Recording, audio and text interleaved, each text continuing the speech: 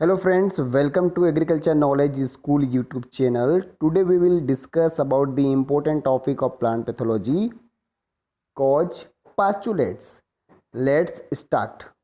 So there are four steps of the Koch postulates is recognition, isolation, inoculation and re-isolation. So firstly we will discuss about the Robert Koch. Who was the Robert Koch? So Heinrich Hermann Robert Koch was a German physician and microbiologist. He was a founder of modern bacteriology. He identified the specific causative agents of three diseases like tuberculosis, cholera and anthrax. His research led to the creation of Koch postulates. For his research on tuberculosis, Koch received the Nobel Prize in Physiology or Medicine in 1905.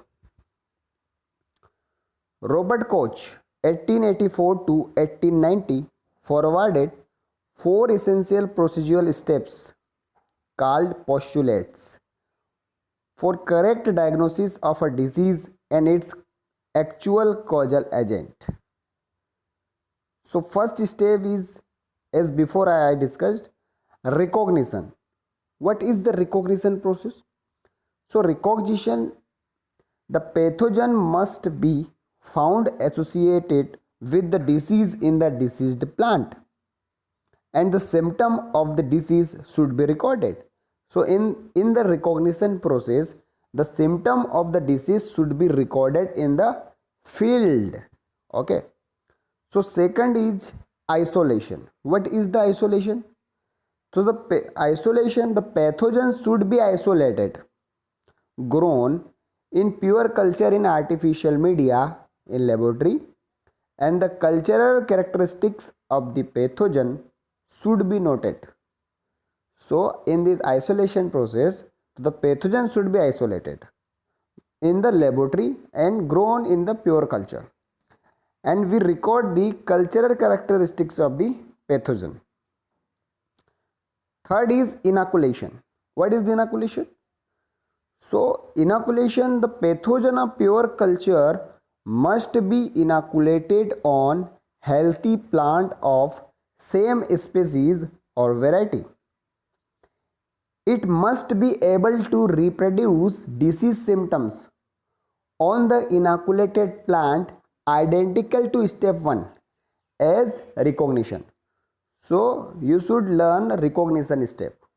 So symptoms should be matched with the inoculation process and recognition process. Fourth is re-isolation. So re-isolation, the pathogen must be isolated from the inoculated plant in cultural media. Its cultural characteristics should be similar to those noted in step 2 as isolation.